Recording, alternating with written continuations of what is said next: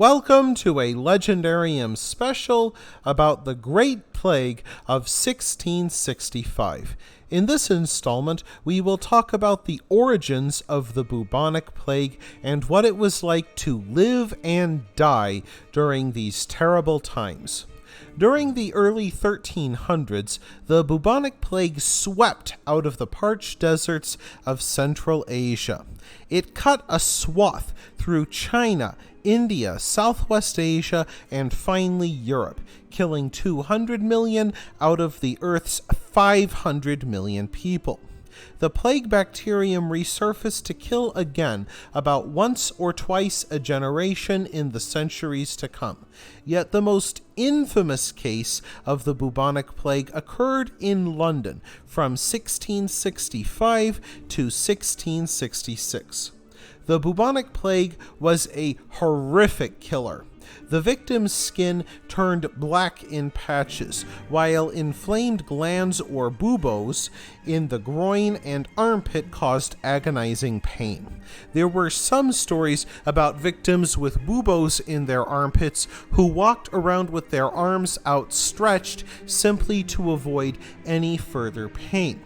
Victims also vomited uncontrollably, and their tongues swelled up until they could no longer speak intelligibly. As they died, the patients had to endure the stench of their own body rotting away as their flesh turned necrotic. And the plague spread fast in the dirty cities of early modern Europe. The rain would cause urine and feces to flood into the streets once the water filled up the cesspits.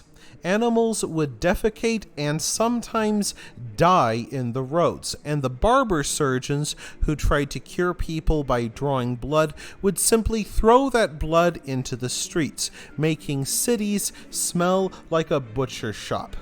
The plague started in the impoverished slum of St. Giles in the Field. It began slow. By May 1665, only 43 people died. In June, over 6,000 people perished. By July, that number grew to 17,000, and in August, over 31,000 people died. Almost 25% of the population of London perished during these terrible months. The incubation could take place in only 4 to 6 days. While the wealthy, including the court of King Charles II of England, were able to leave to country homes and estates, the poor had nowhere to go, and so they remained in the city as the plague cut a terrible swath through the population. City authorities resorted to draconian quarantine methods. At the height of the plague, the houses of plague victims would simply be sealed up, which put both the sick and the healthy family members in grave danger. The authorities painted a red cross on the house, along with the words, "Lord have mercy upon us." Within these plague houses, anywhere from 1/3 to all of the family members might perish. At night, men pushed wheelbarrows through the streets of London, shouting, "Bring out your dead!" And then those still living would carry out those who had died. And the barrowmen would then throw the dead bodies into plague pits, and for a Christian society, simply throwing the dead into pits, a jumble of bent elbows and knees, was a horrid blasphemy.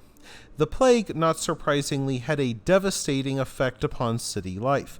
Once crowded streets became deathly silent. Shops and businesses went bankrupt with so little trade going on. Once prosperous merchants were reduced to begging in the streets, and people grew so scared of the disease that they threw sick servants out of their houses. Many others simply refused to help or even visit sick friends and family members. A total of 18 months would pass before the plague finally passed away. And even then, after the plague, London would still have to face the Great Fire of 1666.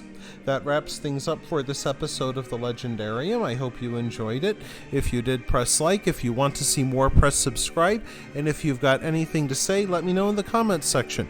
Thanks again for joining me, and I hope that you have a great rest of the day.